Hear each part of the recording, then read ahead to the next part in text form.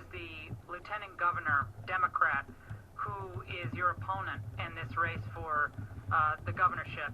She has come out with an ad, and I don't need to play it, but she came out with an ad saying that you didn't do your job when it came to punishing or going after sex offenders. I mean, this was a desperate ad that started airing, I guess, last week or something.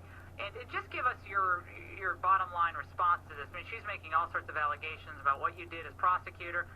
Someone with a legal background like I have, understand exactly what happened, but explain it for the national audience. You know, I have dedicated 24 years to fighting for families and children in our county.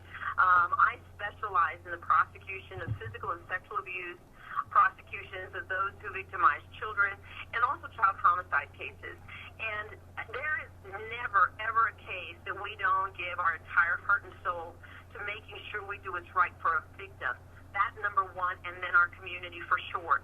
What Diana just did was do an ad. She put up an ad and saying how we didn't do our job in a particular case, and then after the fact contacted the father of that child, trying to get that individual to say we didn't do what he wanted us to do.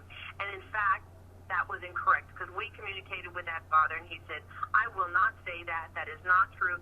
And he made a public statement against Diane Dennis saying that we did at the DA's office exactly what needed to be done for his daughter, and it was in her best interest.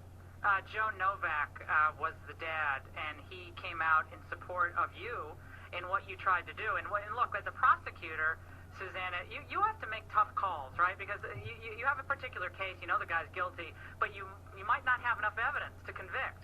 So at that point, do you take a plea? If the victim is not going to testify in the stand, you got to make a decision. And these people who second guess every decision police officers make or prosecutors make, they don't know the first thing. And Diane Dennis doesn't know the first thing about how you operate in a situation like this. I'm sorry, she comes across as a complete fool.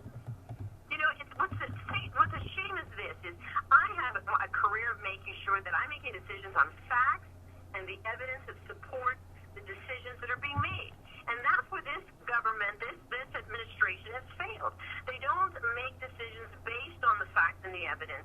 And when children are incapable because of the emotional distress the trials cause and they can't testify, I'm not going to push that child beyond a return where they can become survivors of this situation.